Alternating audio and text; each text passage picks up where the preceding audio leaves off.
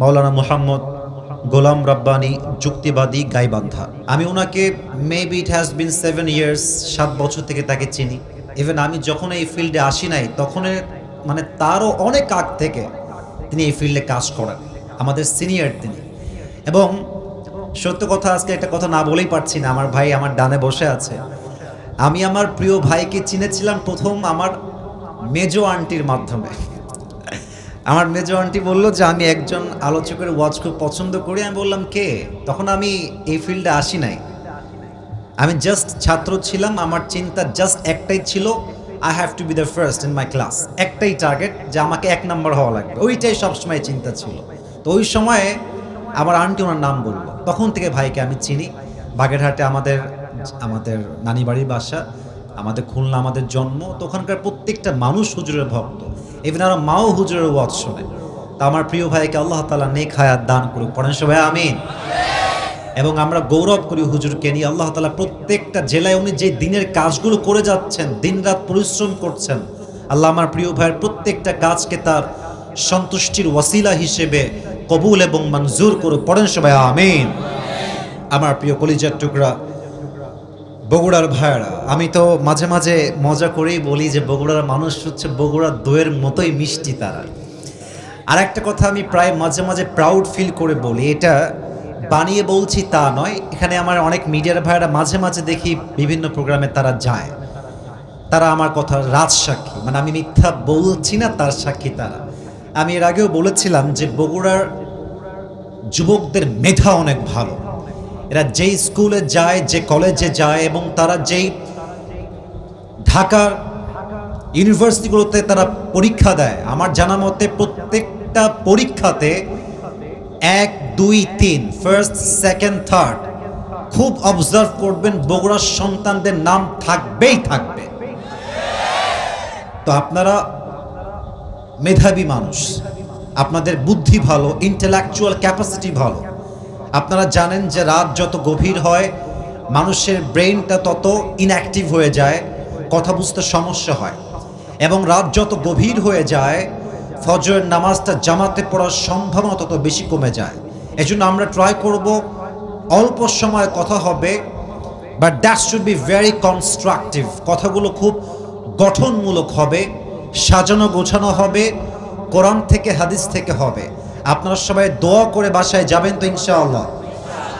আর কেউ যদি ওয়াজের মাঝখানে উঠে যায়, নিজ দায়িত্বে লুঙ্গিটা টান দিয়ে ধরে বসায় দেওয়া লাগবে, তবে লুঙ্গি যেন খুলে না যায়। আপনারা সবাই দোয়া করে বাসায় যাবেন তো ইনশাআল্লাহ। প্রথমে ভূমিকায় জাস্ট কয়েকটা কথা বলতে চাই, যে কথাগুলো আজকের এই মাহফিলে না বললে মাহফিলটা সফল হবে না। And it is our responsibility, এটা আমাদের দায়িত্বের মধ্যে পড়ে। তবে আমি আশা রাখবো, যেহেতু মিডিয়া কভারেজ নিচ্ছে, আপনাদের সাউন্ড হবে এইরকম সাউন্ড যেন আগামীকাল মানুষ এই ওয়াজ যখন শুনবে, ফেসবুকে, ইউটিউবে, যত সোশ্যাল প্ল্যাটফর্ম আছে, আপনাদের সাউন্ড শুনলে যেন মানুষ বলতে বাধ্য হয় যে বগুড়ার সন্তান কেউ কাপুরুষের সন্তান নয়, সব বীরপুরুষের সন্তানগুলো আমার সামনে বসে আছে। আমাদের এই বাংলাদেশ এক অসাধারণ দেশ।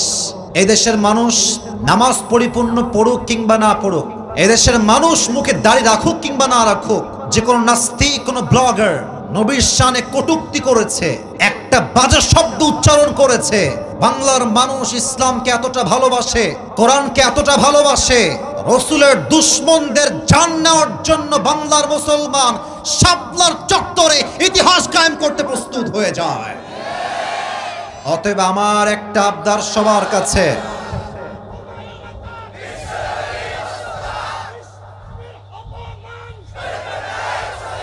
আমার কথা স্পষ্ট ভাষায় বলছি, আগামীকাল থেকে বাংলাদেশের ইতিহাস ভিন্ন হয়ে যাবে। আগামীকাল থেকে স্লোগান হবে একটা, যদি ইসরায়েলের বিরুদ্ধে যুদ্ধ করতে হয়, যদি ডাক আসে, বুকের তাজা রক্ত ঢেলে ফিলিস্তিনের মুসলমানদেরকে রক্ষা করতে হবে, ইসরায়েলের বাতিলপন্থীদেরকে জীবন নাশ করবার জন্য জিহাদ করে শহীদ হতে হবে। শহীদ হওয়ার জন্য কারা কারা প্রস্তুত থাকবে? দুটো হাত তুলে আল্লাহকে দেখায় দাও।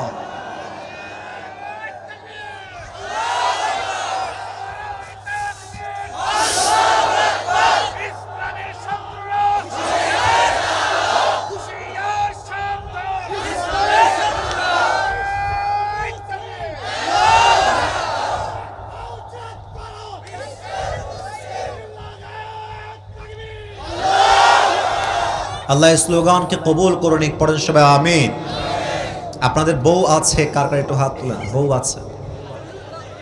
আচ্ছা, বউ আছে আপনাদের, হাত নামা।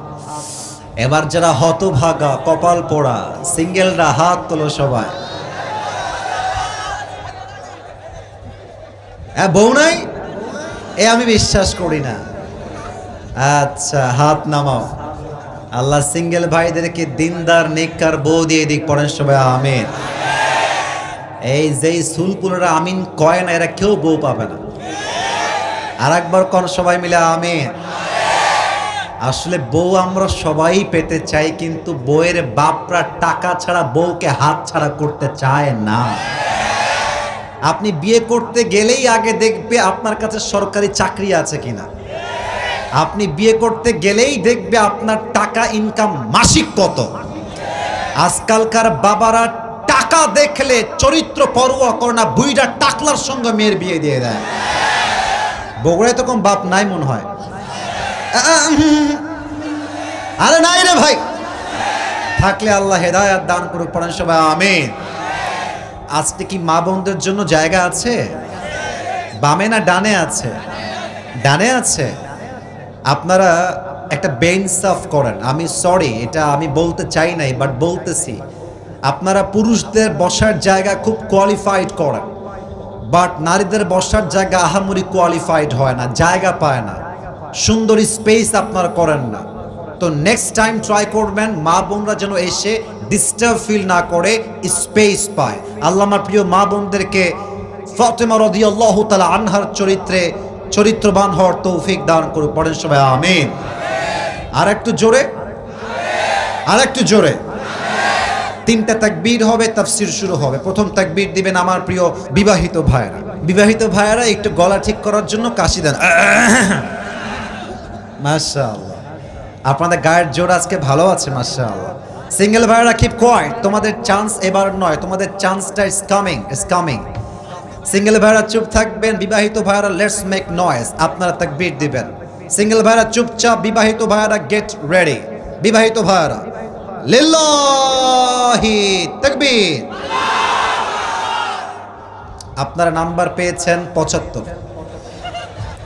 আচ্ছা, now it's time for the single people. এবার সিঙ্গেলের পালা, এটা কাশি দাও। আমার বামে স্যাররা আছেন, আমার প্রিয় সিনিয়র, আমার প্রিয় ভাই গোলাম রাব্বানি হুজুর ডান দিকে আছে। আমি বেইনসাফি করতে পারবো না আজকে, দেখা যাক কারা জিতে। It's time for the single people. Single ভাইরা তাকবীর দিবেন, বিবাহিত ভাইরা পিন পতন নীরবতা চাই, জাস্ট সিঙ্গেলরা তাকবীর দিবে। লিল্লাহি তাকবীর। বিবাহিত ভাইরা আমাকে মাফ করে দিও, আই এম সো সরি। আজকে আমার সিঙ্গেল ভাইরা 90 নাম্বার পেয়ে পাস করেছে, ঠিক কি না? ওকে, আর কোনো ভাগাভাগি নাই। এবার শেষ তাকবীর সবাই মিলে দিব, বাস তাকবীর শেষ। কোরআন থেকে আমরা আয়াত ভিত্তিক আলোচনা করার বেস্ট লেভেল ট্রাই করব সবাই মিলে, আর কোনো ভাগাভাগি নাই। সবাই একটা তাকবীর দেওয়ার পূর্বে কাশি দিয়ে গলা ঠিক করে নেন। বগুড়ার সুলপুল, বগুড়ার ভাইরা আওয়াজ দিবেন সিংহের মতো গর্জন দিয়ে। মুসলমান একমাত্র আল্লাহকে ছাড়া সেকেন্ড আর কাউকে ভয় পায় না।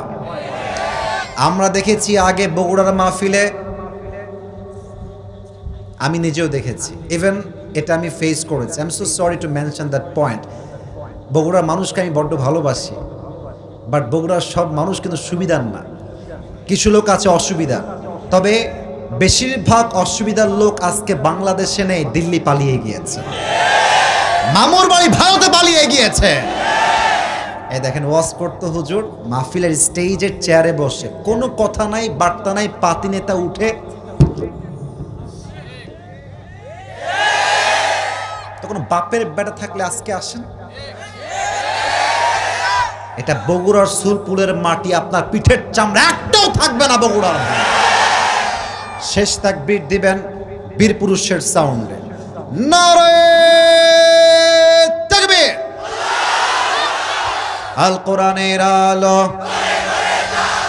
আল হাদিসের আলো, কোরআন হাদিস যেখানে, আলেম ওলামা যেখানে, বগুড়াবাসী যেখানে, আল্লাহ যেন কবুল করে। আরো জোরে। আজকে আমরা জাস্ট একটা শব্দের তাফসীর শুনবো। বগুড়ার ভাইরা, কয় শব্দের তাফসীর? আওয়াজটা একটু কমে গেল। কয় শব্দের তাফসীর? ওয়ার্ডটা আমি প্রথমে উচ্চারণ করব, and then you have to repeat after me. আমি বলবো and then আপনারা বলবেন।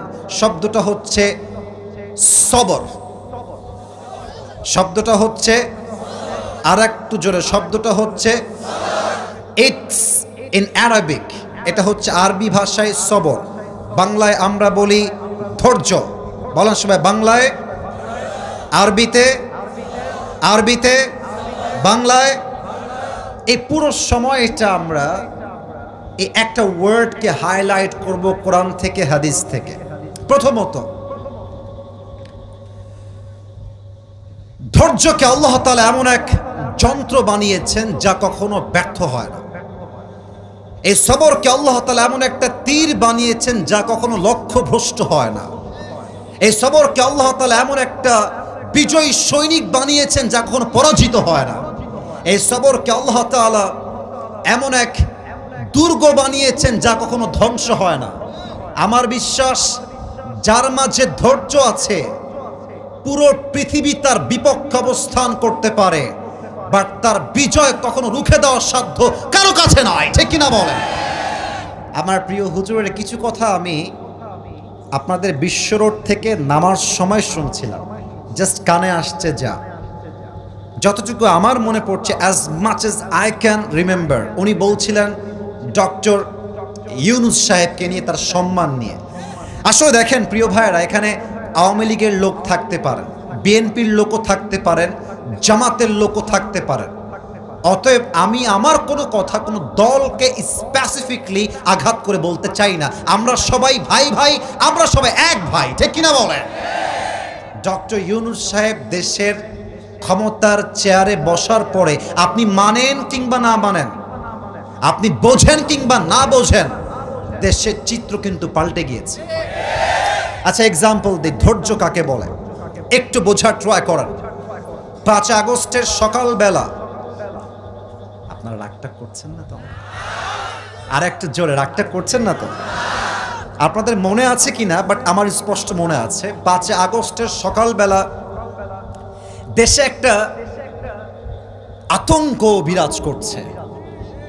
What's going to happen? কি হতে পারে, কি হতে পারে? হঠাৎ করে নিউজ চলে আসলো আমাদের জান্নাতি আপা বাংলাদেশে আর নেই, তো উনি চলে গেছেন ভারতে। এটা নিউজে আসলো, বাট এটা আমাদের বিশ্বাসের বাইরে ছিল। এখানে প্রমাণ কি পেলেন? যদি আপনি ধৈর্যের সঙ্গে সামনে এগিয়ে যান, বাতিল মাঠ ছাড়তে বাধ্য হয়ে যাবে। এবার দেখেন 2 নাম্বার কথা, আমি এক্সাম্পলটা জাস্ট মিলাবার ট্রাই করছি, just to make you realise what is the meaning of সবর। আমি আপনাকে বোঝাতে চাই ধৈর্য কাকে বলে। দেখেন, দেশকে আমরা সেকেন্ড টাইম স্বাধীন করলাম বুকের তাজা রক্ত দিয়ে। যখন ইউনুস সাহেব ক্ষমতার চেয়ারে বসলেন প্রধান উপদেষ্টা হিসেবে, বিভিন্ন দল মাথা চাড়া দিয়ে উঠল, আমাদের দাবি মানতে হবে, মানতে হবে, রাজপথ ছাড়ি নাই, ছাড়বো না, সবার দাবি মানতেই হবে। এখন ভাবেন, যদি ডক্টর ইউনুস সেই মুহূর্তে বলতেন এত দাবি, এত চাপ, এত pressure, I can take it any more, এটা আমি আর নিতে পারছি না, I am going to resign, এই ক্ষমতার চেয়ার আমি আজ থেকে ছেড়ে দিলাম, যদি এইটা তিনি বলে ফেলতেন, দেখতেন পথ থেকে, কোনার থেকে, গ্রাম থেকে আবার সেই দলের লোক মাথা চাড়া দিয়ে উঠে যেত। কিন্তু উনি still, he is in his own place, উনি তার নিজের জায়গায় অবিচল ছিলেন, আজও তিনি অবিচল আছেন। অতএব আজকে এই মিডিয়ার মাধ্যমে বগুড়ার এই জমিন থেকে আমরা স্পষ্ট ভাষায় বলছি, আপনি আগামী 5 বছর ক্ষমতায় থেকে দেশটাকে পরিবর্তন করেন। আপনি যতক্ষণ পর্যন্ত সংস্কার না করবেন, এই দেশের মানুষ হয়ে আমরা বলছি, আমরা ভোট চাই না, নির্বাচন আমরা চাই না। আগে এই জাতিকে সংস্কার করতে হবে, তারপরে সুষ্ঠু ইনসাফ ভিত্তিক ভোট বাংলার মধ্যে কায়েম করতে হবে। অতএব যদি ধৈর্য না থাকতো আজকে এই বাংলাদেশ আবার ধ্বংসের মুখে চলে যেত, ঠিক কিনা বলেন? তো ধৈর্য হচ্ছে এমন একটা হাতিয়ার যা কখনো ব্যর্থ হয় না। এবার আসুন আমরা কোরআনে চলে যাই। আল্লাহ তাআলা কি বলছেন? ফার্স্ট অফ অল আমি একটা আয়াত তেলাওয়াত করেছি 2 নাম্বার পারার থেকে। বগুড়ার ভাইয়েরা, আমি কিন্তু আলোচনা গভীরে যাব, but you have to answer me very loudly, যাতে করে আমি তাফসীরটা করতে কমফোর্টেবল ফিল করি, একটু উচ্ছ্বাস ফিল করি। বলেন তো সবাই, কয় নাম্বার পারা? আওয়াজটা 80% আসছে, 20% আসে নাই। কয় নাম্বার পারা? আর একটা মিল দেখেন, 2 নাম্বার পারা, 2 নাম্বার পৃষ্ঠা। আচ্ছা বলেন, পারা নাম্বার, পৃষ্ঠা নাম্বার সেম সেম। আল্লাহ তাআলা কি বলছে খুব খেয়াল করেন। আল্লাহ রাব্বুল আলামিন বলছেন, ইয়া আইয়ুহাল্লাযীনা আমানু ইসতাঈনু বিস-সাবরি ওয়াস-সালাত ইন্নাল্লাহা মা'আস-সাবিরিন। আল্লাহ বলছেন, বান্দা তুমি যদি আমার সাহায্য পেতে চাও, 2টা জিনিস এক করে আমি আল্লাহর কাছে সাহায্য চাও। 1 নাম্বার হলো নামাজ, 2 নাম্বার হলো ধৈর্য। যেই বান্দা ধৈর্যের সাথে নামাজের সাথে সাহায্য চায়, তাকে গায়েবীভাবে সাহায্যের হাত বাড়িয়ে দেয় একজন। বলেন সবাই, তিনি কে? ইন্নাল্লাহা মা'আস-সাবিরিন, Allah is with the people those who are patient. যারাই ধৈর্যশীল তাদের বন্ধু হবে একজন, তিনি কে? নাম্বার 1 আয়াত। 2 নাম্বার, ইয়া আইয়ুহাল্লাযীনা আমানু ইসবিরু ওয়া সাবিরু ওয়া রাবিতু ওয়াত্তাকুল্লাহা লাআল্লাকুম তুফলিহুন। আল্লাহু আকবার। হে বিশ্বাসী বান্দারা, ধৈর্যশীল হও, ধৈর্য অটল থাকো, এবং মাথায় রেখো যে ধৈর্যশীল হবে তাকে দুনিয়া এবং আখিরাত উভয় জগতে সফলতার মুখ দেখাবে একজন, তিনি কে? এবার আসুন ধৈর্যের বেনিফিট জেনে নেই, তারপরে আমরা হাদিস ভিত্তিক ঘটনায় ঢুকে যাব। ধৈর্য ধরলে লাভ কি হয় জানতে চান? চাই বলেছে মাত্র 3 জন, তাও মুরব্বীরা, যুবকরা বলে নাই। ধৈর্য ধারণ করে লাভ কি হবে আমরা জানতে চাই নাকি চাই না? ইন্নামা ইউফাসাবিরুনা আজরাহুম বিগাইরি হিসাব। যারা ধৈর্যশীল বান্দা হবে আল্লাহ তাদেরকে বিনা হিসাবে জান্নাত দিবে। এবার আমি এক্সাম্পল দিব হাদিস থেকে, কোরআন থেকে। আমি প্রশ্ন করতে চাই, ইট ডাজন্ট মিন যে আমি বগুড়ার মানুষকে বাধাতে চাই। প্রশ্ন করতে চাই মানে আমি আপনাদের নলেজটাও চেক করতে চাই, পাশাপাশি সবাইকে অ্যাক্টিভ করতে চাই। তবে আশা রাখবো আপনারা কেউ না বুঝে উত্তর দিবেন না, একটু বুঝে শুনে সময় নেন, 2 সেকেন্ড যাক, 3 সেকেন্ড যাক, তারপরে উত্তর দেন। But you have to answer me in a right way, ভুল যেন না হয়। প্রথম প্রশ্ন, একজন নবী যিনি কোথাও আসছে 12 বছর। এই বামের ভাইরা, কি সমস্যা? এদিক তাকাও তো, ওদিক তাকাও তো, একটা টু শব্দ নাই। আমি ধমক দেওয়ার জন্য আসিনি, আপনারা আমার ভালোবাসা, আপনারা আমরা কলিজার মানুষ, আর আশা রাখবো আমরা আপনাদের কলিজার মানুষ। কথা ঠিক আছে কিনা বলে? কোথাও আসছে 12 বছর, কোথাও আসছে 16 বছর, কোথাও আসছে 18 বছর যাবৎ তিনি অসুস্থ ছিলেন। বলেন তো সে নবীর নাম কি ছিল? মাশাআল্লাহ, আপনি right answer first of all তিনি দিয়েছেন। আপনারা বলেন নবীর নাম কি ছিল? আচ্ছা, গত এই যে আপনাদের সোমবার, অর্থাৎ প্রায় আজ থেকে 10 দিন আগের যে সোমবারটা গেল, এই সোমবারে কিসের দিন ছিল কে বলতে পারে? আরে মাশাআল্লাহ, কিসের দিন? ঈদের দিন। আপনারা সবাই সাইদি হুজুরের নাম শুনেছেন? হঠাৎ করে কথা মনে পড়ে গেল।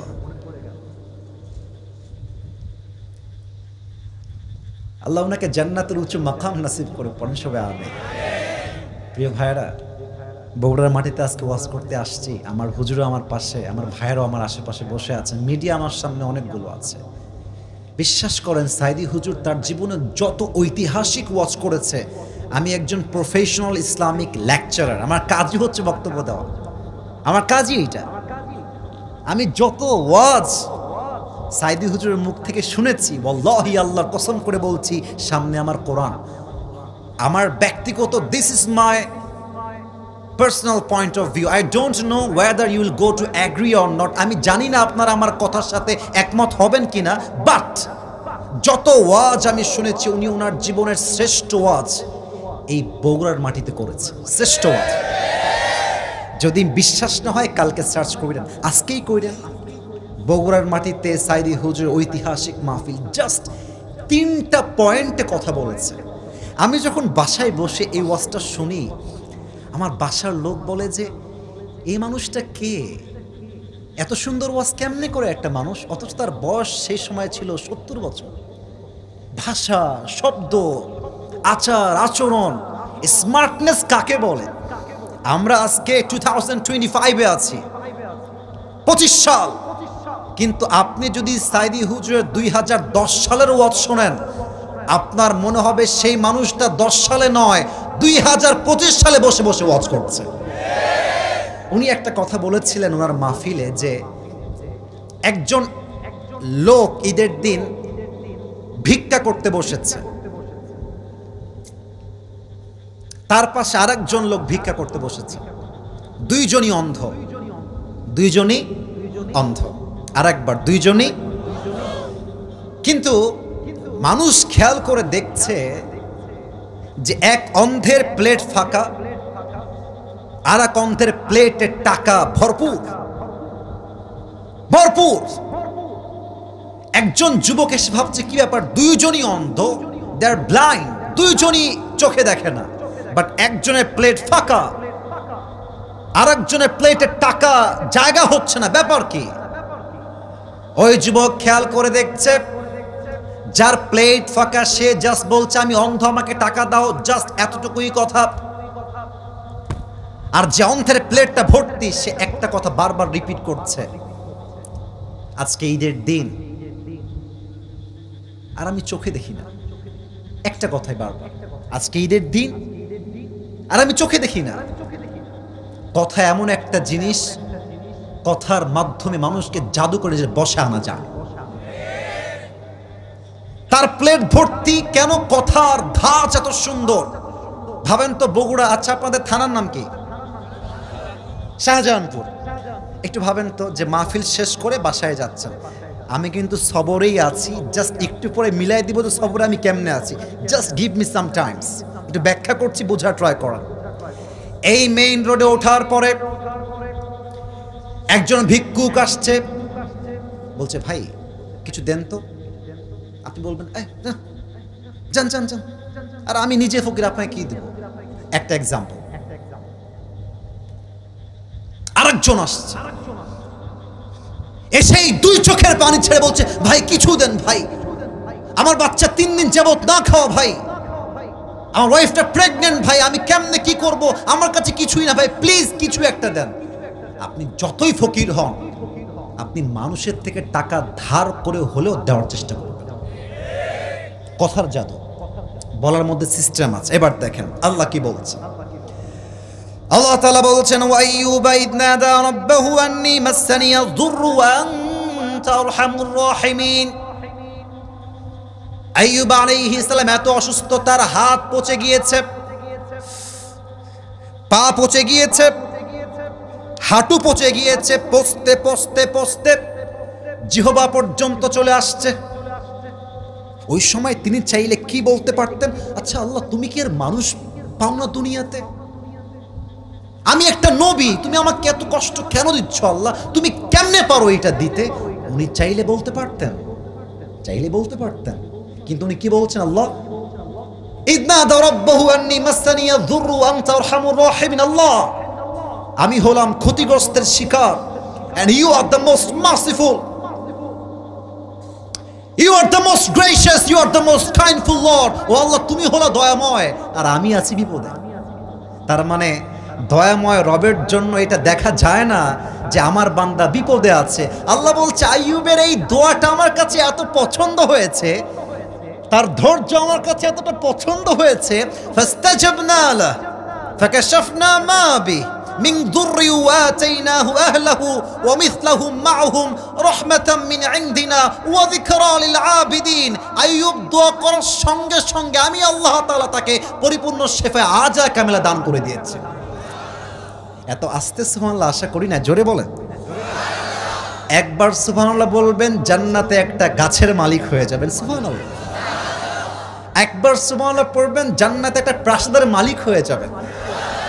এই যে মালিক হয়ে গেলেন, আরেকবার আরেকটা মালিক, আরেকবার খালি বলবেন সুবহানাল্লাহ, আলহামদুলিল্লাহ, লা ইলাহা ইল্লাল্লাহ, পড়েন সবাই আল্লাহু আকবার। এবার আসুন একটা প্রশ্ন করি সবাইকে, বলেন তো এই এই এই এই এর নাম কি? তোর বউ নাই, তুই যাস কোথায় বাবা? বাবা, তোমার তো বউ নাই, তুমি কই যাও? চল, এই যে যেও না। ও গেল, ওরা ছাড় দিলাম। এবার যদি কেউ যায়, প্যান্ট হোক আর লুঙ্গি হোক, টান দিয়ে ধরে বসায় দেওয়া লাগবে, ঠিক কিনা বলে? আসছে 11টার সময়, টাইম দেওয়া আছে 1 ঘন্টা। নিয়মের বাইরে আমি যাই না, বাট সব জায়গায় নিয়ম দিয়ে নয়, মাঝে মাঝে ভালোবাসা দিয়েও হিসাব করতে হয় বগুড়ার ভাই। খবরদার, কেউ যদি উঠে যায় আমাকে ডাক দিবেন, তাকবীর দেন, লিল্লাহি তাকবীর। বলেন তো আমার নবীর কলিজার টুকরা মেয়ের নাম কি ছিল? আর একটু জোরে, নাম কি ছিল? আরো 3টা প্রশ্ন করব। অ্যাক্টিভ আছেন সবাই? আমার কথা কি বোঝা যায় নাকি যায় না? ফাতেমা রাদিয়াল্লাহু তাআলা আনহার স্বামীর নাম কি ছিল? মাশাআল্লাহ, আলী রাদিয়াল্লাহু তাআলা আনহু। বলেন তো ফাতেমার গর্ভে জাস্ট 2 জন সন্তান এসেছে, 2 জনের নাম হাসান আর। আমার কথা কি ভুল বললাম না ঠিক বললাম? আচ্ছা দেখেন, আপনাদের মাঝে যারা বিয়ে করেছেন, একটা কথা বলে ফেলবো, এটা মাইন্ডে নেবেন না ভাই। যার বউয়ের ডিমান্ড বেশি, একমাত্র সেই বোঝে বউ পোষার যন্ত্রণা কত বেশি। আর আজকাল যত ডিভোর্স হচ্ছে, ডিভোর্সের সংখ্যার মাঝে বেশি ডিভোর্স এই জন্য হচ্ছে, কিছু মেয়েদের ডিমান্ডের কোনো শেষ নাই। বিয়ে করেই পারলো না, আমার স্মার্টফোন চলবে না, আমার লাগবে আইফোন 16 প্রো ম্যাক্স। আমি বিবাহিত মেয়েদের কথা কি বলবো, অনেক বোনেরা আসছেন। I don't consider everyone equally, আমি সবাইকে এক পাল্লায় মাপি না, সব মেয়ে এক পাল্লায় মাপা যায় না। বাট কিছু মেয়ে আছে চরিত্র আর ডিমান্ড এত খারাপ, জাস্ট একটা আইফোন পাওয়ার জন্য কক্সবাজার পর্যন্ত চলে যায় যুবক ভাই। বেশিরভাগ মেয়ের ডিভোর্স হয় জাস্ট তাদের ডিমান্ডের জন্য। এবার দেখেন হাদিস কি বলে, সবর কাকে বলে। ফাতেমা রাদিয়াল্লাহু তাআলা আনহার বিয়ের পরে 2 জন সন্তান হাসান আর হুসাইন হয়ে গিয়েছে। হঠাৎ করে ঘরে এত বেশি অভাব, চাল নাই, ডাল নাই, ভাত নাই, কিচ্ছু নাই, পুরো ঘরটাই ফাঁকা হয়ে গিয়েছে। এজন্য আমি মাঝে মাঝে বলি, নারীর পরিচয় পাওয়া যায় তখন পুরুষের পকেট ফাঁকা থাকে। যখন পকেট খালি থাকলে দেখবেন যে যারা আই লাভ ইউ বলতো, তারা বলে আই হেট ইউ। আর যখন পকেট ভর্তি টাকা, দেখবেন তখন পর মানুষগুলো আপন হওয়ার রূপ ধারণ করে ফেলে। সবই টাকার খেলা, সবই স্বার্থের খেলা। টাকা থাকলে কয় আই লাভ ইউ, টাকা না থাকলে কয় হেট ইউ, ঠিক কিনা বলে? তো 3 দিন যাবত, 1 2 3 ডেজ, না আছে চাল, না আছে ডাল, না আছে ভাত। এত ক্ষুধা যে পেটে পাথর বাঁধলেও কষ্ট কমবে না। এবার আলী রাদিয়াল্লাহু তাআলা আনহু কষ্টের যন্ত্রণায় বলছে, হে ফাতেমা, ক্ষুধার জ্বালা আর সহ্য হচ্ছে না, ফাতেমা যাও।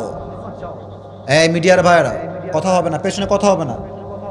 এই বারবার কাউন্টার দিতে পারবো না, বারবার কাউন্টার দিতে আমি পারছি না, প্লিজ নিজ দায়িত্বে চুপ থাকবেন। যাও বাবার কাছে। আব্বাকে ডাক দিয়ে বলো, আব্বা যান, 3 দিন যাবত আমিও না খাওয়া, আমার স্বামী আলীও না খাওয়া, পুরো পরিবারটা না খাওয়া অবস্থা, কিছু খাবার দেন আমাকে। ফাতেমা যখন স্বামীর আদেশ পেয়েছে, ঘর থেকে বের হয়ে গিয়েছে, নবীর কাছে আসছে, দরজায় নক করেছে। আব্বা জান যারা এসেছেন, মায়েরা যারা এসেছেন, প্লিজ কান খাড়া করবেন, 2 চোখ আমার দিয়ে তাকায় শুনবেন, আমার দিকে একদম তাকায় থাকেন।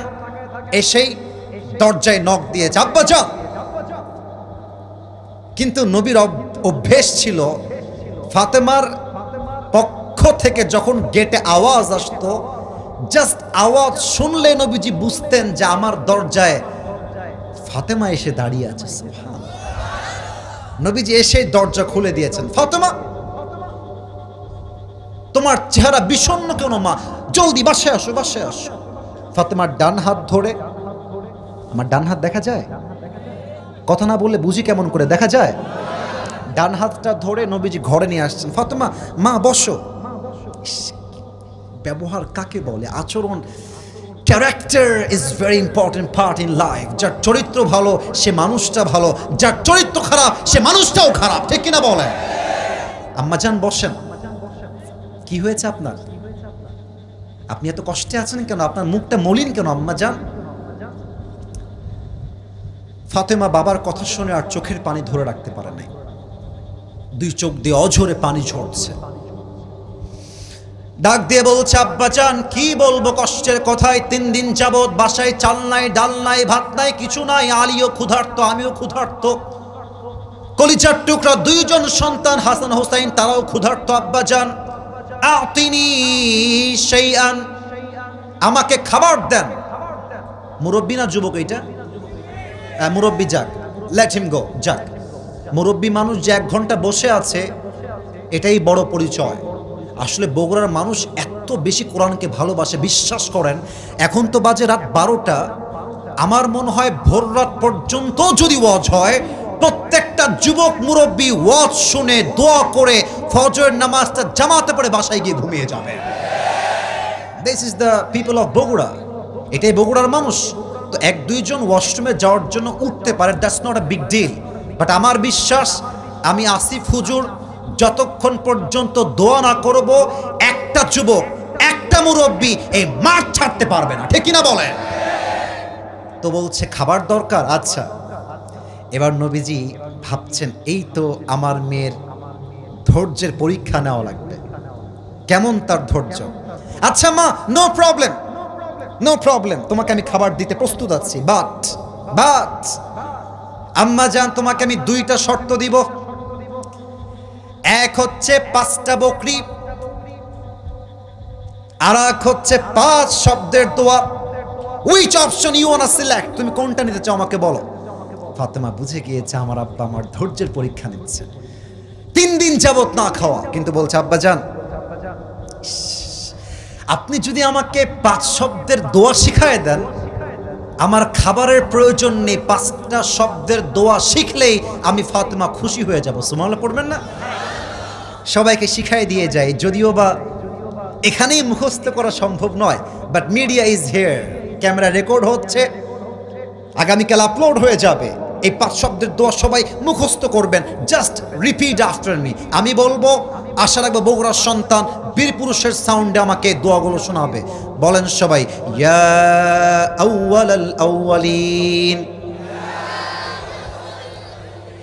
আমার ভাই এত বড় একজন আলোচক হয়ে ভাই আমার সঙ্গে দোয়া পাঠ করতেছে, এটাই হচ্ছে আন্তরিকতা, এটাই হচ্ছে একে অপরের প্রতি শ্রদ্ধা, ভালোবাসা।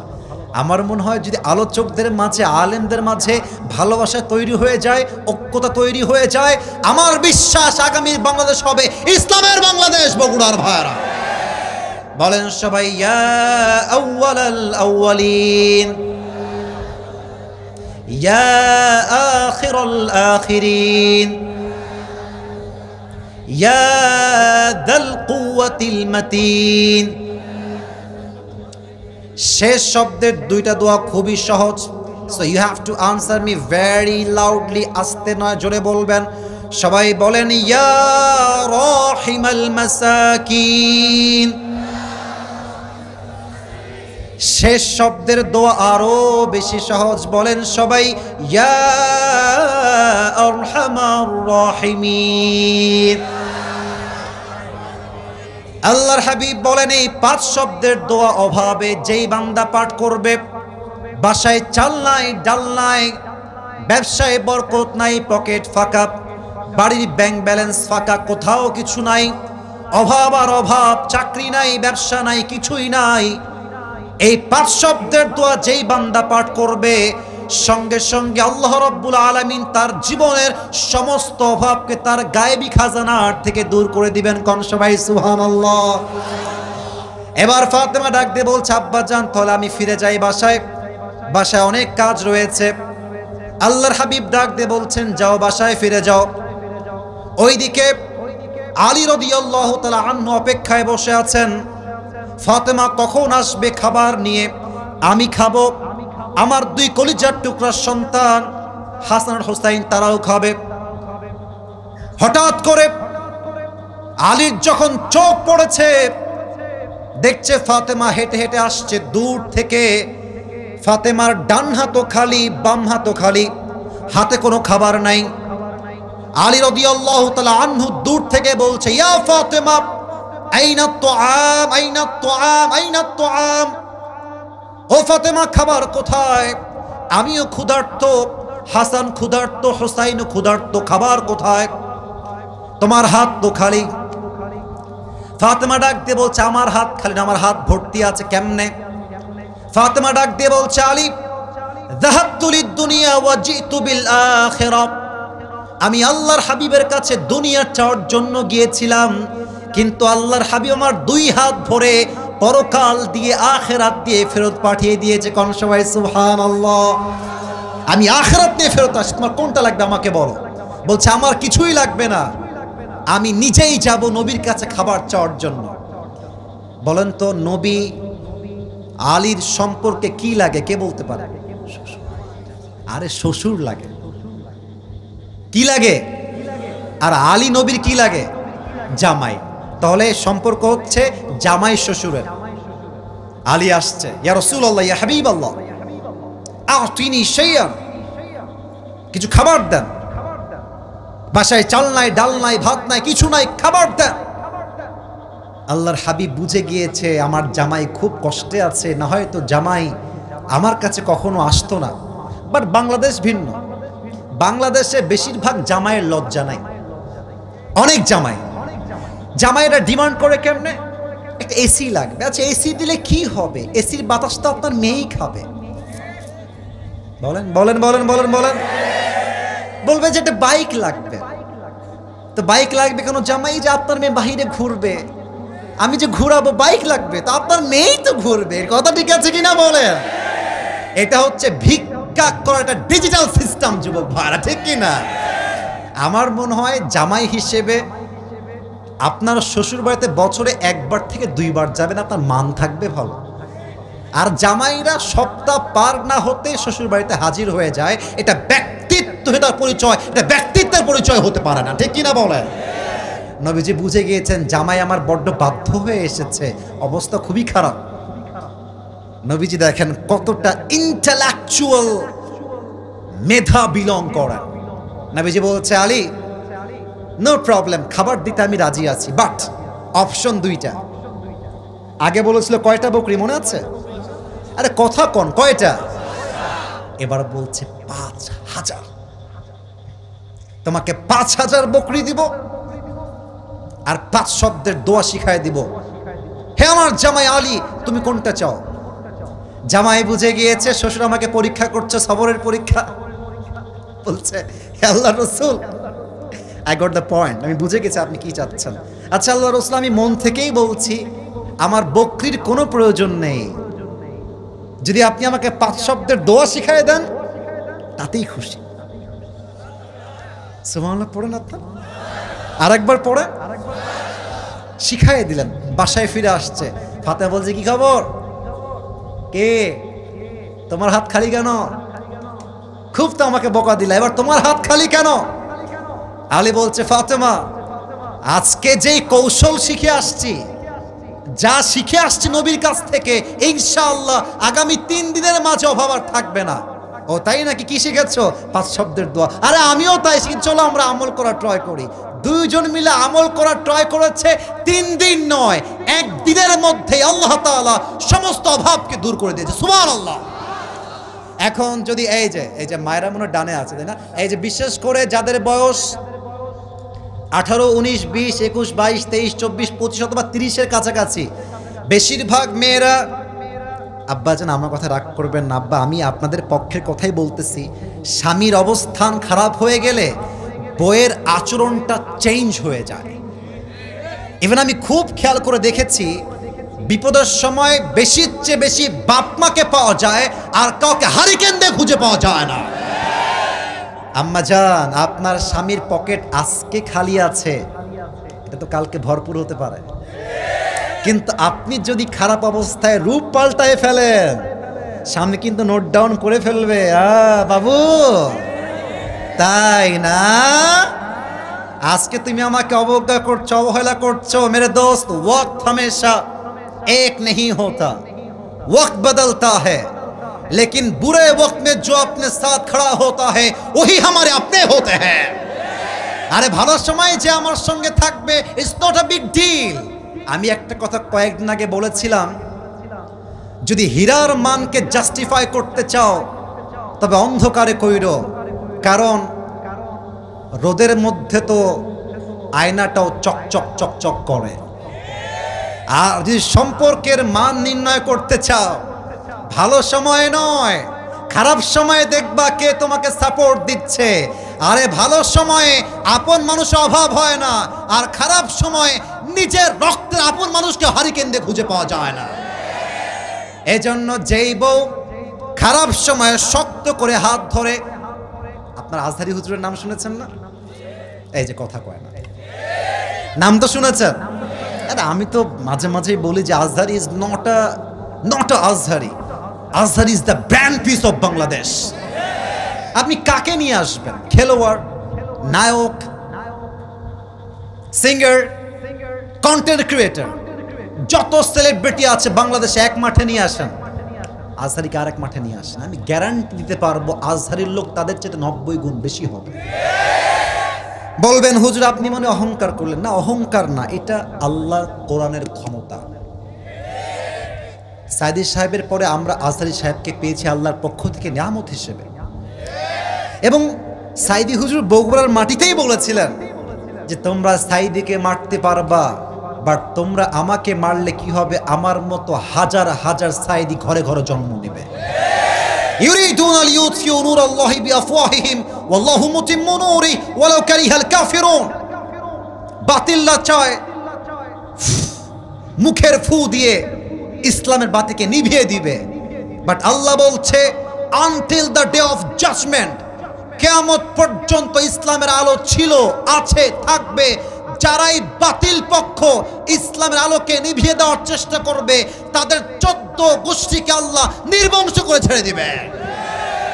তো আজহারি হুজুর প্রায় একটা কথা বলেন, এটা জাস্ট মজা করেই বলেন যে বোনেরা, স্বামীর পক্ষে সাপোর্ট নিয়েন।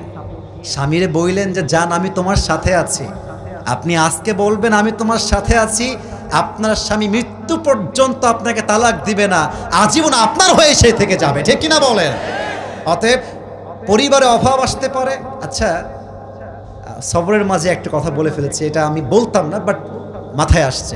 আমার মনে হয় আমার সামনে যতগুলো মানুষ বসে আছে, আমার হুজুর সহ, আমার এই যে আব্বাজান, আমার সিনিয়র মানুষ যারা আছে তারা সবাই সহ, মিডিয়ার ভাইয়েরা সহ, মায়েরা বোনরা সহ, আমার বিশ্বাস যত অডিয়েন্স আজকের মাহফিলে এসেছে, আমার মনে হয় 99% আমরা সবাই মধ্যবিত্ত পরিবারের সন্তান। আপনারা কি আমাকে আগের থেকে চিনেন না আজকে প্রথম দেখলেন? আগের থেকে তো আমার ওয়াজ শুনেন নাকি? আপনারা হয়তো আমার ওয়াজ শুনলে জানেন যে আমি আমার একটা ওয়াজে বলেছিলাম যে মধ্যবিত্ত পরিবারের সন্তান মানেই হচ্ছে একটা ব্র্যান্ড। কেন ব্র্যান্ড? আমাকে সাইকেল দিবেন চলবে, বাইক দিবেন চলবে, আমাকে আপনি কার্ড দিবেন চলবে, বলবেন কিছুই দিব না হেঁটে হেঁটে আসতে হবে তাও আমার চলবে। আপনি ভাত দিবেন, ডাউল দিবেন চলবে, ভাত দিবেন, ভর্তা দিবেন চলবে, ভাত দিবেন, গোস্ত দিবেন চলবে, ভাত দিবেন, কিছুই দিবেন না, এক গ্লাস পানি দিবেন আর জাস্ট একটা মরিচ দিবেন, পান্তা ভাত হলেও আমার চলবে। আমি মধ্যবিত্ত পরিবারের সন্তান, আমি বড়লোক ঘরে খেয়ে পড়ে বড় হওয়া ব্রয়লার মুরগি না। আমি চাইলে আরামও করতে পারি, আবার আমি চাইলে কঠোর পরিশ্রম করে সফল হতে পারি, ঠিক কিনা বলেন? অতএব আমার কথা একটা, পরিবারে অভাব আসতে পারে, কষ্ট আসতে পারে, বাট হাল ছাড়লে হবে না। ধৈর্য ধরে সামনে এগিয়ে যাও, আজকের জিরো পরিবার কালকে হিরো হয়ে যাবে, ঠিক কিনা বলেন? আপনারা রাত 12টা বেজে পার রাগ করছেন, ওয়াজ শেষ করতে হবে। আমার দায়িত্ব কিন্তু শেষ। তবে আমি বিশ্বাস রাখি যদি ওয়াজ 1 ঘন্টা তো হয়ে গেছে, আরো বেশি হয়, আপনারা থাকবেন। একটু হাত তোলেন তো দেখি সবাই। ইনশাআল্লাহ না, আমি যা বলতে বলি আপনারা বলেন। সবাই একটা কাশি দেন দেখি। আপনাকে আল্লাহ দেখছেন, আমাকে ওয়াদা করতে হবে। বলেন সবাই হুজুর। এই মাঝে কে যায় রে বাবা, তোর বিয়ে হবে না রে বাবা? এই যে জুব্বা মনে হয় পড়ে আছে, এ হুজুর না মুরব্বি, প্লিজ কেউ যাবেন না, একটু কাশি দেন সবাই। আমাকে ওয়াদা করবেন সবাই। বলেন সবাই হুজুর। और भी जोर से হুজুর। আমরা আর একটু জোরে, আমরা বগুড়ার সুলপুর আপনাক ওয়াদা দিলাম, আজ দোয়া না করে আমরা কেউ বাসায় ফিরে যাব না।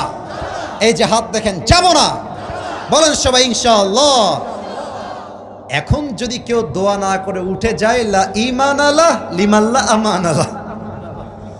যার কথার ঠিক নাই তার ঈমানের ঠিক নাই, ঠিক কিনা বলেন? অতএব মেহেরবানি করে কেউ যাবে না। তাকবীর দেন, লিল্লাহি তাকবীর। লাস্ট একটা হাদিস বলেই শেষ করবো, কারণ রাত বেশি করতে চাই না। বলেন তো, আমার নবীর তো মোট বউ 11টা। কথা ভুল বললাম না ঠিক বললাম? সবার থেকে উত্তর চাই। নবীর প্রথম বউয়ের নাম কি ছিল? খাদিজাতুল কুবরা রাদিয়াল্লাহু তাআলা আনহা। আরেকবার উত্তর চাই, নবীর প্রথম বউয়ের নাম কি ছিল? রাদিয়াল্লাহু তাআলা আনহা। অনেকের আবার 4 বিয়ে করার খুবই শখ। ভাই আমার 4টা বিয়ে জায়েজ, তবে তখনই জায়েজ যখন আপনি ইনসাফ কায়েম করতে পারবেন। এবং আমার মনে হয় বেশিরভাগ মানুষের 4 বিয়ে করার শখ সুন্নাহ থেকে নয়, তার ব্যক্তিগত শখের জন্য, ঠিক কিনা বলেন? আর আমার যেটা বিশ্বাস, আসলে মনের মতো মানুষ একটা হলেই চলো, 10টার কোনো প্রয়োজন হয় না যুবক ভাড়া, তাই না? কিন্তু খেয়াল করেন, নবীর সঙ্গে যখন, আচ্ছা একটা হাদিসের শুরুর অংশ বলি। এই হাদিসের শুরুর অংশ, খাদিজার প্রথম বিয়ে যখন হয়, প্রথম স্বামী হি ডায়েড, মারা গেল। Second time she got married again, দ্বিতীয় স্বামী আবার মারা গেল। মায়েরা বুঝবে, যার স্বামী মারা যায় তার মনে হয় যে দুনিয়াতে আমার আপন বলতে আর কেউ নাই, ঠিক কিনা বলে? আমি আমি আমি আমি বলতে খুব দুঃখ ফিল করছি, আমার ভাই আমার ডান পাশে আছে। বেশিরভাগ মেয়েরা তার নিজের মায়ের কুপরামর্শ শুনে তার সংসারটাকে ধূলিসাৎ করে রেখে দেয়, ঠিক কিনা বলে? আশ্চর্য কথা।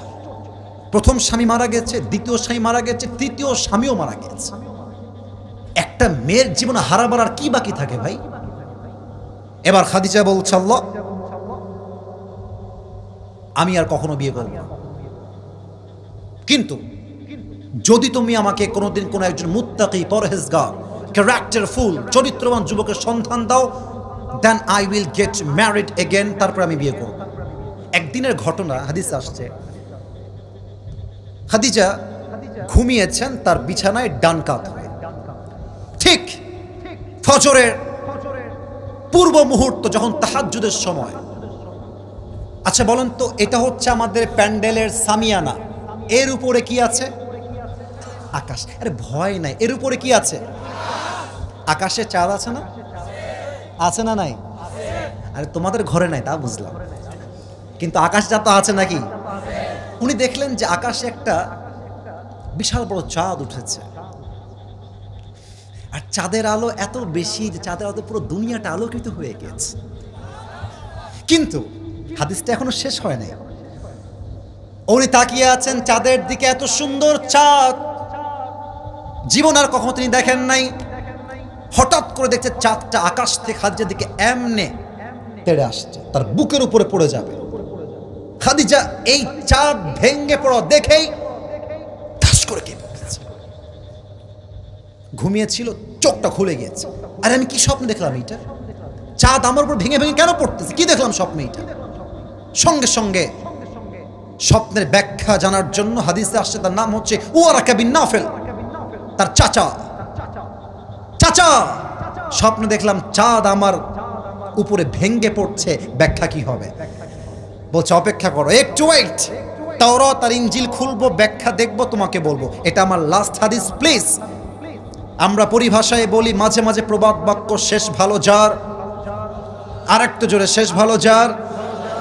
লেট মি এক্সপ্লেইন খাদিজা, শোনো, তোমার স্বপ্নের ব্যাখ্যা হলো তোমার প্রথম স্বামীও মারা গিয়েছে, সেকেন্ড স্বামীও মারা গিয়েছে, থার্ড স্বামীও মারা গিয়েছে, বাট তোমার 4 নাম্বার স্বামী যে হবে সে কোনো সাধারণ মানুষ নয়, এই যুগের শেষ নবী হবে তোমার কলিজার টুকরার প্রাণপ্রিয় স্বামী। সুবহানাল্লাহ পড়বেন না?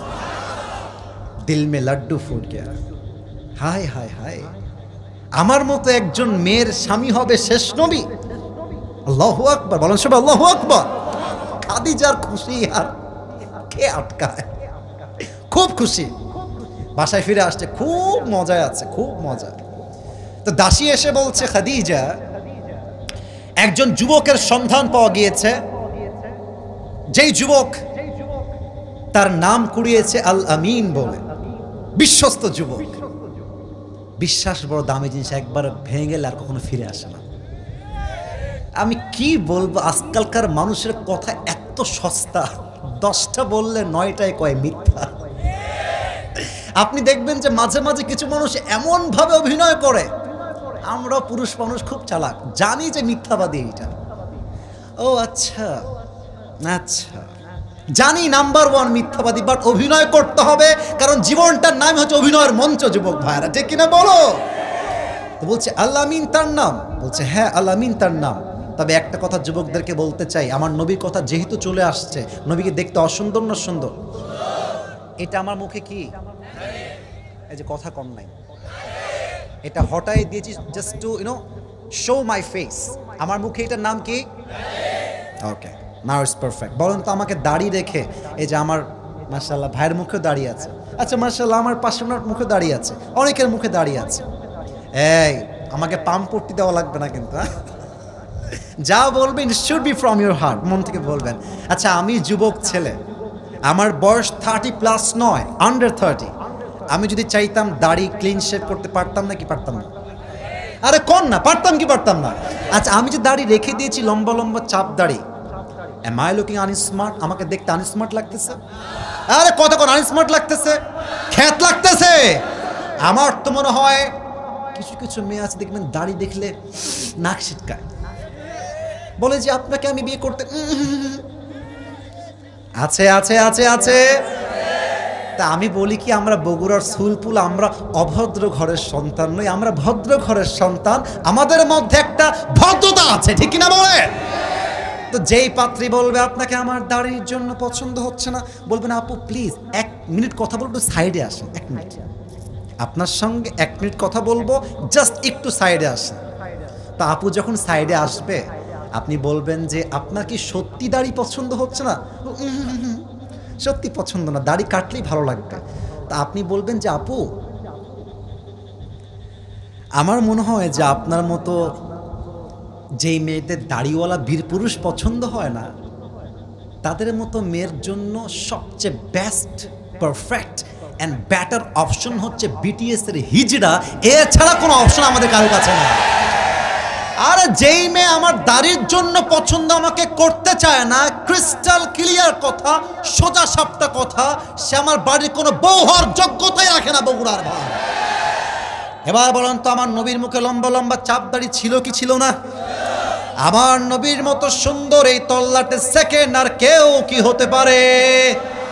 আমি দেখিনি তোমায় চোখের তারায়, তবুও কত ভালোবেসেছি, ঠিক কিনা বলেন? মনের এই ক্যানভাসে তোমার ছবি ভাসে, তোমার প্রেমে যেন পড়েছি। আমি দেখিনি তোমায় চোখের তারায়, তবুও কত ভালোবেসেছি, ঠিক কিনা বলেন? He was totally out of any kind of comparison, whether it's the fitness, whether it's the skin color, whether it's the status of the society. My beloved last messenger Muhammad sallallahu alaihi wasallam is totally out of any kind of comparison. আমার নবীর তুলনা পৃথিবীর কেউ হতে পারে না, আমার নবীর তুলনা আমার নবী নিজেই হতে পারে, ঠিক কিনা বলে? বলছি তাই নাকি? আল আমিন নাম ব্যবসা করা যাবে তো? বলছে ইয়েস করা যাবে, জাস্ট তাকে দাওয়াত দেন। নবীজি খাদিজার বাসায় আসছে, খেয়াল করেন। আচ্ছা, আপনাদের টিনের বাসা কার কার? টিনের বাসা আছে? আরে আমাদের বাসা টিনের, হাত তুলুন না মিয়া। টিনের বাসা হাত নামান। ছাদের বাসা কার কার? একটু হাত তুলুন। আচ্ছা, হাত নামান। আচ্ছা, খেয়াল করবেন আমাদের বাসায়, এই কথা বলো না বাবুরা, আমি কথা বলছি তো, একটু সময় দাও। আমাদের বাসায় এক দরজা, এই হচ্ছে গেট, এই হচ্ছে রুম, তারপরে আর একটা রুম। আমি কি ভুল বললাম না ঠিক বললাম? তো দেখবেন মাঝে মাঝে দুই রুমের মাঝে একটা জানালা থাকে, জানালা, উইন্ডো আছে না নাই? তো কি হয়, জানালা খুললে অপর রুমে কে আছে, কেমনে আছে দেখা যায়। তো হাদিসে আসছে নবীজি এসে জাস্ট এন্ট্রান্স, অর্থাৎ প্রবেশ পথের যেই বসার জায়গা, he was just waiting for Khadija, অপেক্ষায় আছেন খাদিজা কখন আসবে। তো খাদিজা বলছে একটু দেখে নেই তো যুবকটা দেখতে কেমন। তো জানালা যেটা আছে, জানালা, কথা বুঝতে কোনো সমস্যা হচ্ছে না তো আপনাদের? জানালা খুলেছেন, নবীর চেহারা যখনই দেখেছে, চাঁদ মাখা চেহারা, চাঁদের মতো চেহারা, খাদিজা জাস্ট দেখার সঙ্গে সঙ্গেই ফিল করেছেন এটাই আমার সেই শখের স্বামী। সুবহানাল্লাহ পড়েন। তবুও একটু সন্দেহ তো সবার মাঝে থেকেই যায়। তাই তিনি তাওরাত খুলেছেন, ইনজিল খুলেছেন, যে how will be the prophet look like, নবীজি দেখতে কেমন হবেন। সেখানে আসছে নবীর হাইট হবে, he will be medium of height, লম্বাও না বাটুও না, একদম মাঝারি গঠন। নবীর গায়ের রং কেমন হবে, কানা আজহারুল লাউন, নবীর গায়ের রং কালো নয়, আবার সাদা ফর্সা নয়, আবার মাঝারি রঙের নয় যে শ্যামবর্ণ। আরে আমার নবীর গায়ের রং হবে লাবণ্যময় সুন্দর। সুবহানাল্লাহ। আচ্ছা, আমার নবীর হাতের তালু কেমন হবে? হাতের তালু হবে সফটার দ্যান সিল্ক, রেশমের চাইতে বেশি মোলায়ম। আমার নবীর চুলের কাটিং কেমন হবে? লম্বা চুলের কাটিং, বাবরি কাটিং। আমার নবীর বডির গঠন কেমন হবে? বুকটা হবে চওড়া, পেটটা হবে চাপা। আর বাঙালি, দে আর আউট অফ কন্ট্রোল। আরে বাঙালির ভুঁড়ি দেখলে আপনি হুজুর এই যে ওয়াজ করতেছি, যে কোলাকুলি করলে কোলাকুলি হয় না, হয় পেটাপেটি। এই পেট ইয়া বড়। আর একটা কথা বলবো, আপনার বগুড়ায় হয়তো বা দেখবেন কিছু কিছু মোটকা ভ্যানে উঠলে মনে হয় এই যে ইন্না লিল্লাহ, এমন মোটার মোটা। আমার নবীজি মোটা নন, আবার চিকনও নন। আমার নবীর গঠন দেখলেই মনে হবে একজন বীর পুরুষ বসে আছে। আল্লাহু আকবার। আরে যা যা পড়ে, যা যা দেখে, কাটায় কাটায়, বাক্যে বাক্যে নবীর সঙ্গে মিলে যায়। And now she is confirm that he is the last Messenger. বুঝে গেছে এটাই শেষ নবী। কিন্তু এটা শুধুমাত্র যুবকরা বুঝবা আর মেয়েরা বুঝবে। আমাদের যুবকদের মাঝে লজ্জা একটু কম। রাস্তায় মেয়ে পছন্দ হয়ে গেছে, বাপের নাম্বার হবে? আচ্ছা, আপনার নাম্বারটা হবে? আচ্ছা, নাম্বার না দিলে ফেসবুকটা, আইডির নামটা বলা যাবে? লজ্জা কম আমাদের মাঝে। কিন্তু মেয়েদের মাঝে লজ্জা অনেক বেশি। আমরা যতটা সহজে প্রপোজ করতে পারি, এটা আমি বানিয়ে বলছি, এটা বাস্তবতা। যত সহজে আমরা প্রস্তাব করতে পারি, তত সহজে মেয়েরা প্রস্তাব করতে পারে না। ঠিক কিনা বলেন? খাদিজা চিন্তায় পড়ে গিয়েছে, প্রস্তাবটা আমি দিব কেমনে? আসছে ব্যবসা করতে। এখন তার একজন বান্দি ছিল, দাসী, তাকে ডাকছে। সে একটু এক্সপিরিয়েন্স, তার একটু অভিজ্ঞতা অনেক, তার বয়স বেশি তো অভিজ্ঞতা বেশি। বলছে আমার তো তাকে পছন্দ, আমি তাকে বিয়ে করতে চাই, তা আমার আপনার হেল্প প্রয়োজন, যা লাগবে, আপনি যা খেতে চান সব দিব। তো সেই মহিলা চালাক, বলছে খাদিজা একটু থামেন, এত বেশি তাড়াহুড়ো করলে হিতে বিপরীত হতে পারে। আসছে ব্যবসা করতে, আগে দেন মূল সম্পদ, ব্যবসা করে ফিরে আসুক, তারপর দেখা যাবে। ব্যবসা করতে যেই সম্পদ নিয়ে গেছে, আমার নবী এতটা ট্রাস্টেড, এতটা বিশ্বস্ত, ওই সম্পদকে আরো কয়েক ডবল গুণ লাভ করে খাদিজার কাছে ফিরাই দিয়েছে। সুবহানাল্লাহ পড়বেন না? এখন প্রস্তাব কেমনে দিবে? তো দাসী বলছে আপনি একটু থামেন, বাসায় যাক, আগামীকাল আমি যাব প্রস্তাব নিয়ে। হ্যাঁ যুবক ভাইয়ের আব্বা যান, কান খাড়া করবেন। একদিন পর খাদিজার দাসী নবীর ঘরে আসছে প্রস্তাব নিয়ে খাদিজার পক্ষে। এসে কিন্তু সব কথা বলে নাই। আসসালামু আলাইকুম, কেমন আছেন? ঠিকঠাক আছে সব? ওকে, সব পারফেক্ট। হঠাৎ আপনি আসলেন যে কি ব্যাপার? এমনি আসছি, ওরকম কোনো কাজ নাই। আচ্ছা মোহাম্মদ, তোমাকে একটা প্রশ্ন করবো, রাগ করবো না তো? বলছে বলেন কি প্রশ্ন। আচ্ছা তোমার তো মাশাআল্লাহ বয়স হচ্ছে 25 ইয়ার্স ওল্ড, 25 বছর, but why don't you get married? তুমি বিয়ে করো না কেন বাবা, কি সমস্যা? ওই সমস্যা তোমারও, ওই সমস্যা আমাদের সবার। আমি তো বিয়ে করতে চাই, বাট পকেটটা হচ্ছে ফাঁকা।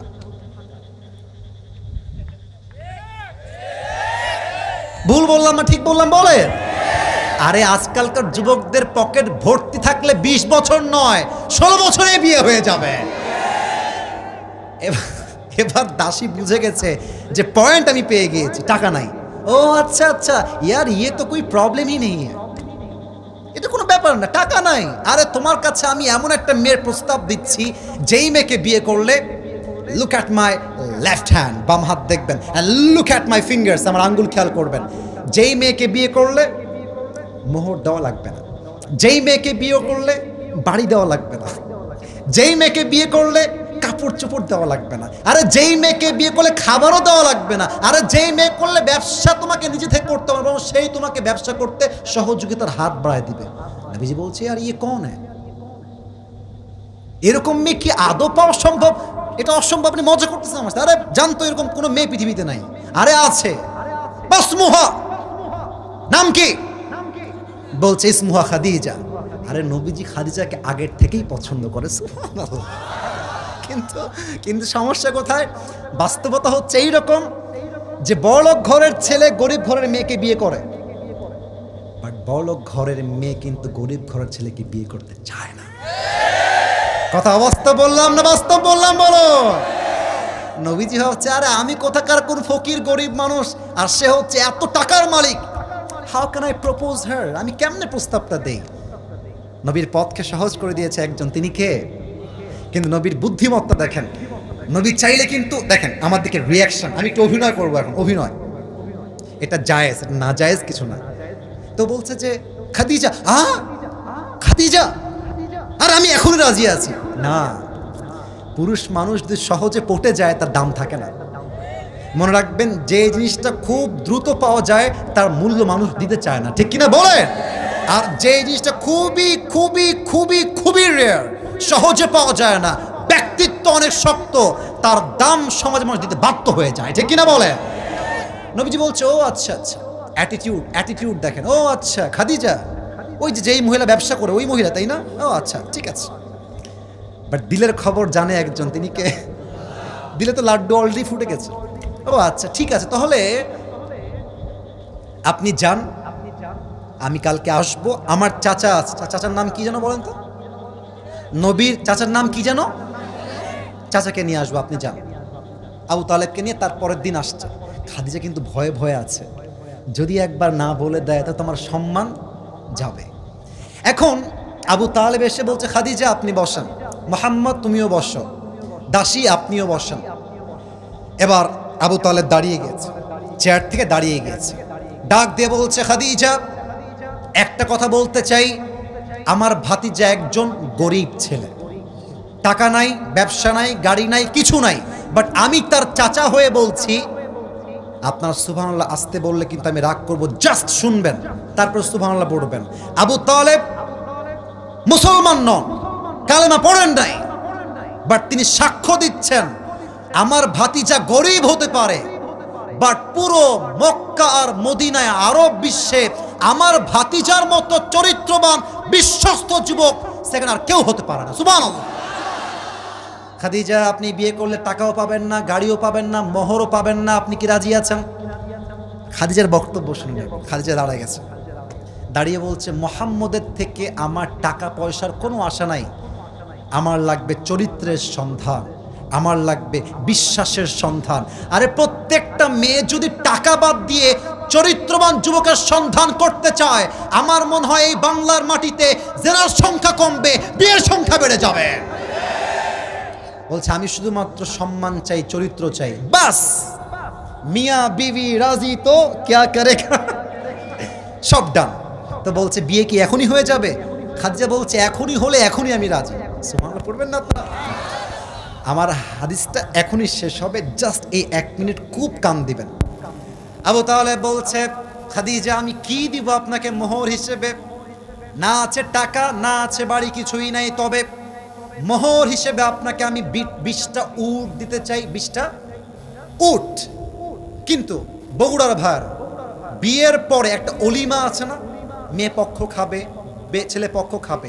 আর আজকালকার যুগে ছেলে পক্ষকে শায়েখ আহমদুল্লাহ হুজুর একটা কথা বলেছেন যে মেয়ে যখন বিয়ে হয় বাপ তার পুরো কলিজা তার ওই ছেলেকে দিয়ে দেয়।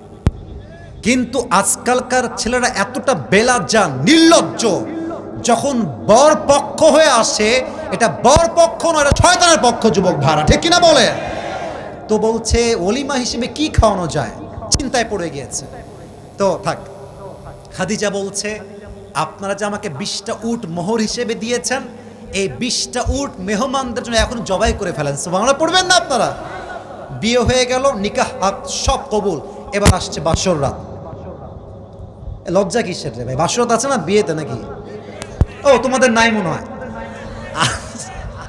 আরে বিয়েতে বাসর রাত আছে না নাই? এটা আমার হাদিসের শেষাংশ। নবীজি আসছেন বাসর ঘরে, খাদিজা আগের থেকেই বসে আছেন। নবীজি সেই সালাম দিয়েছেন, আসসালামু আলাইকুম। ওয়ালাইকুম আসসালাম।